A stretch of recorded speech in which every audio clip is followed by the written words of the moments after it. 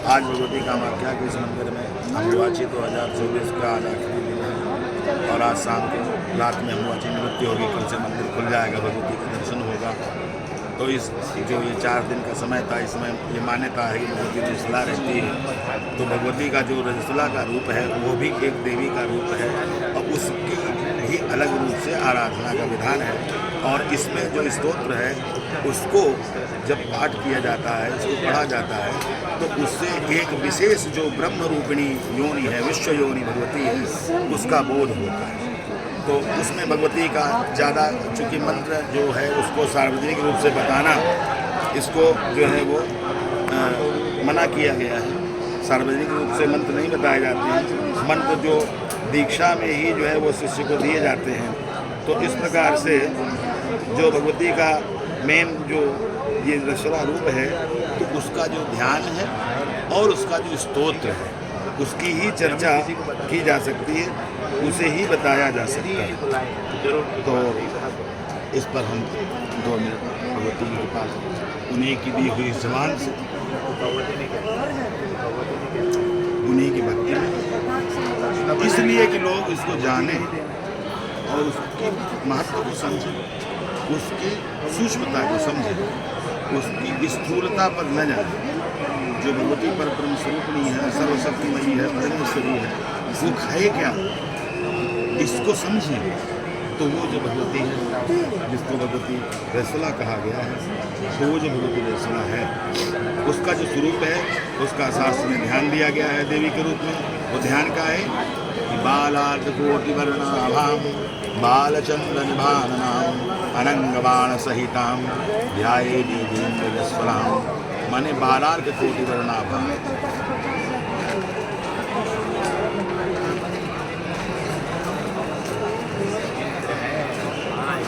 उगते हुए सूर्य,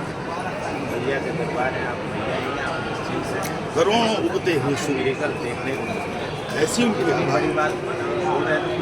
और सौम्यता, उस आभा के साथ सौम्यता के बाल चंद्र निभानना, उनके शरीर की जो शोभा है वो बाल चंद्र की तरह अनंगबाण सहिता। संसार को नियंत्रित करने वाले जो 5 उनके बाण हैं भगवान काम के, उनके हाथ ऐसी भगवती रजस्वला है। और उनकी जो प्रशस्ति है, उनकी जो स्तुति है, उस स्तुति में जो बात कही गई है वो बहुत महत्वपूर्ण है।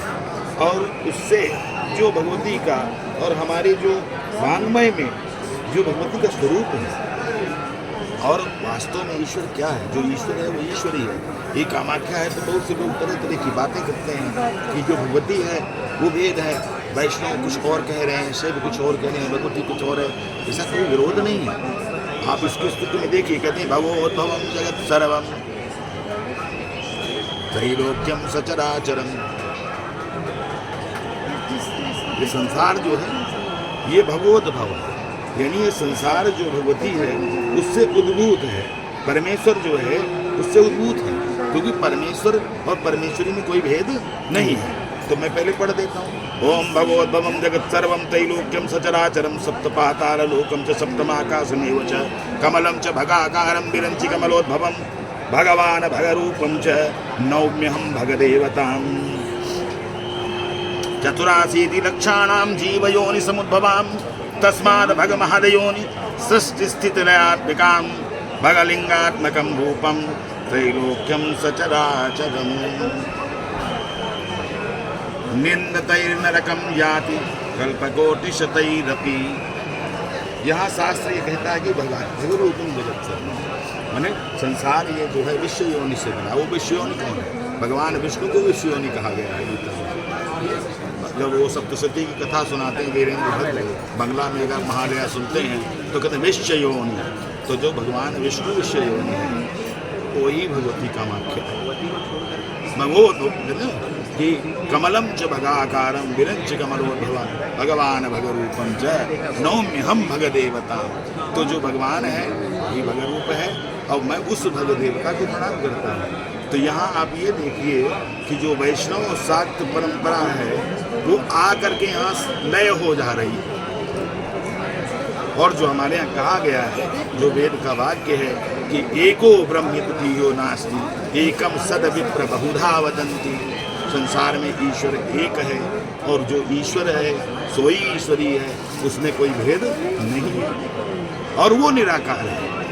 ये हमने पहले कहा कि ब्रह्मात्मिका महायोनि, तो जो ब्रह्मात्मिका महायोनि वो स्थूल नहीं है, वो सूक्ष्म भी है, वो तेजस स्वरूप भी है, वो पंचतत्व स्वरूपिणी है। तो ऐसी जो हमारी जगन्माता है उसकी आराधना ये स्थल है। और मेरा ये मानना है कि हर जगह का जो आचार है वो ऋषियों ने बनाया है कि किस पीठ में किस तरह से पूजा होती, किस तरह पूजा होनी चाहिए। तो यहाँ की जो परंपरा है उसकी पूजा उसी तरह से जैसे होती रही हजारों साल से वो होनी चाहिए। उसमें किसी को दखलंदाजी करने का, किसी को हस्तक्षेप करने का कोई अधिकार नहीं है, न किसी को अपनी बात साबित करने के लिए उसकी निंदा करनी चाहिए। हर व्यक्ति का मार्ग है, वो अपने मार्ग से भगवती का आराधना कर सकता है। जो योग मार्गी है उसके लिए पंचमकार का दूसरा मतलब है, जो प्रत्यक्ष वाम मार्गी है उसके लिए पंचमकार का दूसरा मतलब है, जो दक्षिण मार्गी है उसके लिए पंचमकार का दूसरा मतलब है। तो यह गुरुगम्य विद्या है, अपने गुरु से दीक्षा लेनी चाहिए, मंत्र गुरु से ही प्राप्त करने से लाभ है, ऐसे किताब पढ़ करके। लेकिन हाँ, कहा गया है, ये तंत्र का स्पष्ट उपदेश है कि पूजा कोटि समम स्तोत्रम, स्तोत्रम कोटि समम जपः, माने करोड़ों बार पूजा करें और एक बार स्तोत्र पाठ कर ले तो वो पुण्य जाता है। और जपः कोटि और स्तोत्रम कोटि समम जपः, करोड़ों स्तोत्र पढ़े और एक बार मंत्र पढ़ ले तो वो पुण्य जाता है। और जपः कोटि समम ध्यानम, ध्यानम कोटि समम व्ययः, यानी पूजा से स्तोत्र श्रेष्ठ है, स्तोत्र से जप श्रेष्ठ है और जप से ध्यान श्रेष्ठ है, ध्यान से समाधि श्रेष्ठ है। यानी समाधि है जब आप उसमें लय हो जाते हैं, उस परम शक्ति से जुड़ जाते हैं। तो योग का भी रास्ता वहीं जाता है, तंत्र का भी रास्ता वहीं जाता है, व्रत उपवास का तमाम प्रकार के अनुष्ठानों का भी अंत में रास्ता वहीं जाता है। बलि की जो प्रथा है वह मोह का नाश करने के लिए है। भीख मांगने की जो प्रथा है कि सन्यासी भिक्षा लेकर रहे, जो साधक है वो मांग के ले, किसी का चुराए नहीं, वो अहंकार वृत्ति की नाश के लिए। हमारे सनातन धर्म के एक सूक्ष्म जो वैज्ञानिक और मनोवैज्ञानिक पहलू हैं, इन पे लोग ध्यान नहीं देते हैं और अकारण उसकी निंदा करते हैं। तो मैं यही चाहूँगा कि ऐसे पुण्य अवसर पर लोग विचार करें अपने ढंग से। यदि वो संस्कृत पढ़ सकते हैं तो भगवती का स्तोत्र पाठ करें। भाई मंत्र जप का अधिकार तो मैं नहीं दे सकता सार्वजनिक रूप से, जो जिसका गुरु है वो उसको मंत्र जप का अधिकार देगा, लेकिन स्तोत्र पाठ में सबका अधिकार है और स्तोत्र पढ़ सकता है। स्तोत्र पढ़ने में बार बार यही कहा गया कि कृपया सर्व सिद्धि में देहि देहि जगन में, हे भगवती सब प्रकार की सिद्धि हमें प्रदान करें। तो अब वहाँ पर लोग सिद्धि का तमाम मतलब निकालते हैं, लेकिन संसार में जो सामान्य सिद्धि है तो क्या है?